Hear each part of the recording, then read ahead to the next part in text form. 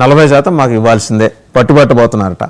నాకు తెలిసి రాజకీయ పార్టీగా జనసేన ఎదిగే క్రమంలో ఈ డిమాండ్ సహేతుకమనే అనిపిస్తోంది. ఏమంటారు సార్? ఇది ఒక 2 days బ్యాక్ దీని మీద ఒక కాన్ఫరెన్స్ కాల్ జరిగింది సార్. మినిస్టర్స్ తోనూ అందరూ ఇన్ఛార్జెస్ తోనూ కాన్ఫరెన్స్ కాల్ జరిగింది. ఆ రోజు ఈ విషయాన్ని చెప్పడం జరిగింది. అంటే ఏంటంటే మీరు వెళ్ళి స్థానిక ఎమ్మెల్యే దగ్గర కలిసి అక్కడ ఉన్నటువంటి నామినేటెడ్ పోస్ట్ ఆఫ్ లిస్ట్ వాళ్ళ ముందు పెట్టండి. మనం తీసుకోవాల్సిన పర్సంటేజ్ మనం తీసుకుంటాము. ఇన్ కేసు వాళ్ళు రెస్పాండ్ కాకపోయినప్పుడు దాన్ని మీరు మళ్ళీ పార్టీ ఆఫీస్ కమ్యూనికేట్ చేయండి అనేది ఒక ½ an hour కాల్ సారాంశం. అది జరిగింది. సో దానికి తగ్గట్టు లోకల్ ఎమ్మెల్యేస్ కలుస్తున్నాము. వాళ్ళు ఏదైతే మాకు అక్కడ ఉన్న అవకాశాలు, మాకున్నటువంటి ఎలిజిబిలిటీ క్రైటీరియాని బట్టి దాని మీదకి ముందుకెళ్తున్నాం సార్. ఇంకోటి సార్, ఇప్పుడు చాలా అసలు పవన్ కళ్యాణ్ గారు డిప్యూటీ సీఎం పవన్ కళ్యాణ్ గారు ఏదో అసలు ఇర్రెస్పాన్స్ ఏం మాట్లాడతారు సార్?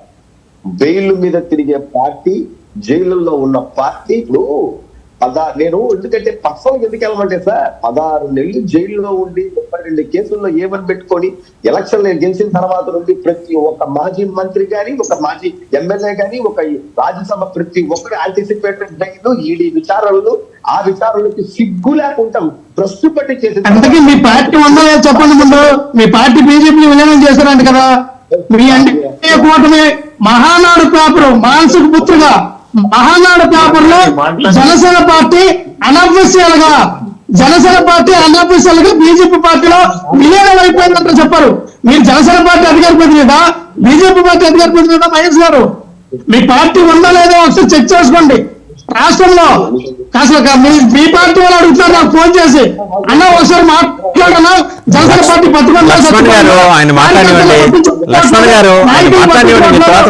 చెప్పినట్టు 30-40% ఏదైనా స్థానికంగా ఉన్నటువంటి లక్ష్మణ్ గారు ఆయన మాట్లాడియండి జనసేన మహేష్ గారు. ఇప్పుడు ఇంతసేపు పిచ్చి బాగుడు వాడినప్పుడు నేను కామ్గా ఉన్నా.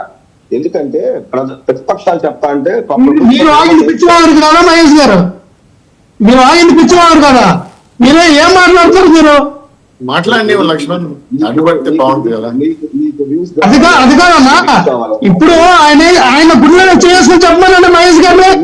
వాళ్ళ నియోజకవర్గాలను కూడా కార్యకర్తలే, మీ టీడీపీ కార్యకర్తలు పక్క కోట్ల ఉక్కులు జారీ చేస్తా ఉన్నారు. జనసేన పార్టీ అనే ఎవరు కూడా స్థానికంగా మండల స్థాయిలో, నియోజకవర్గ స్థాయిలో ఎవరికి ఏ పోస్ట్ వాళ్ళ ఎమ్మెల్యే మినిస్టర్లు ఉక్కులు జారీ చేస్తారు. ఇది నిజం కాదా అబద్ధం చెప్పమనండి. ఆయన మాట్లాడియండి లక్ష్మణ్ గారు, ఆయన మాట్లాడియండి. Let him complete.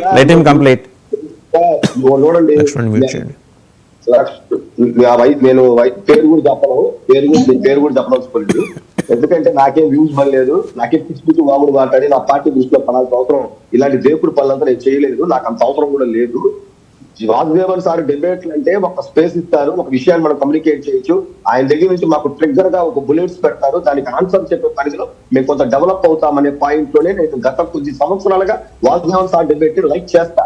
ఎందుకంటే మాకు ఇక్కడ కుషన్ సీట్స్ ఇవ్వడం, ఆయన హార్డ్ సీట్లు ఇది. వాసుదేవన్ సార్ డిబేట్ లో కూర్చోవాలంటే ఈయన టీడీపీని ఆడుకుంటారు, జనసేనని ఆడుకుంటారు, బీజేపీని ఆడుకుంటారు.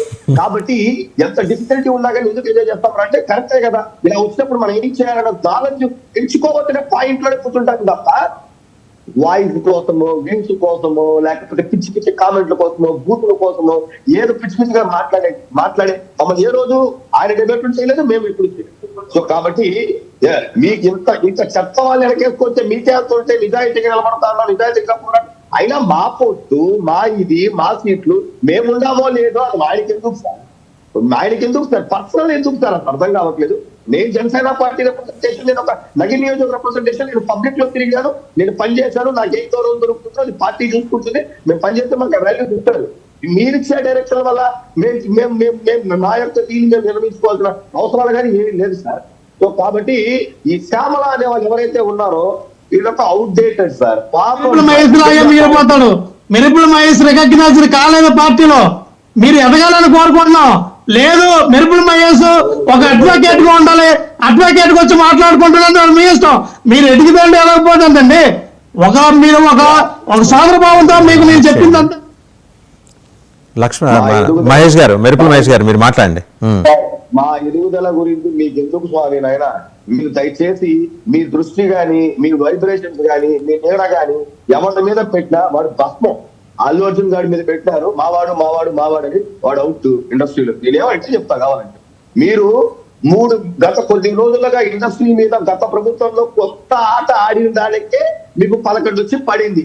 ఈ రోజు మీరు ప్రతి సినిమాని రాజకీయం చేస్తా ఉంటారు వైసీపీ వాళ్ళు. నా లెక్క ప్రకారం దిక్కు దివానా కూడా ఉండదు లోకల్ బాడీ ఎలక్షన్ లో ఎక్కడ కూడా. మీరు అనవసరమైన ఏరియాల్లో మీరు పాల్గొంటారు. చెప్పాలంటే విజయసాయి రెడ్డి కూడా సినిమాల గురించి మాట్లాడుకుంటారు. ఇంతకుముందు కరెక్ట్ గా అడిగారు. నిన్న కాకినాడ ఫ్లెడ్జ్ అంశం కానీ, లేకపోతే అది చందూరు ప్రాజెక్ట్ అంశం మీద అడిగితే ఒక సీఏగా ఉండి, ఒక ఏటూగా ఉండి, ఒక రాజ్యసభ మెంబర్ గా ఉండి అక్కడ వాళ్ళకి చుక్కలు చూపించిన పరిస్థితి వస్తారు. సో కాబట్టి మీ పార్టీ ఏంది, మీ పరిస్థితి ఏంది, మీ బతుకు ఏంది, నెక్స్ట్ మీ ఫ్యూచర్ ఏంది, మీ అయిపోయింది అది మేము చూసుకోండి. మాకేం పని లేదు ఇక్కడ. మేమేమి ఇంత దరిద్రమైన సవాళ్ళ మీద రాజకీయాలు చేసే పరిస్థితులు మాకు లేదు. దరిద్రమైన ఆలోచన చేయాల్సిన మాకు పరిస్థితి లేదు. ఏదైనా ఉంటే కరెక్ట్ చేసుకుంటాం, ఏదైనా ఉంటే ప్రజలకు తెలియజేస్తాం, ఏదైనా ఉంటే నేర్చుకుంటాం. అంతే తప్ప అన్ని మాకే తెలుసు ఇప్పుడు తారన్నారు. ఇంకా కూడా సీఎం అనే హోదాలోనే జగన్మోహన్ రెడ్డి గారు ఉన్నారండి. మేము అలా లేవని మేము తెలియజేసుకుంటున్నాం sir. Right, thank you Mahesh గారు, అలాగే మెరుపుల మహేష్ గారు అండ్ మస్తాన్ రావు గారు, శ్రీనివాస్ చౌదరి గారు, లక్ష్మణరావు గారు, అందరికీ ధన్యవాదాలు. మొత్తానికి ఏంటంటే వైసీపీ కొత్త రాజకీయ క్రీడ మొదలెట్టింది. ఏమని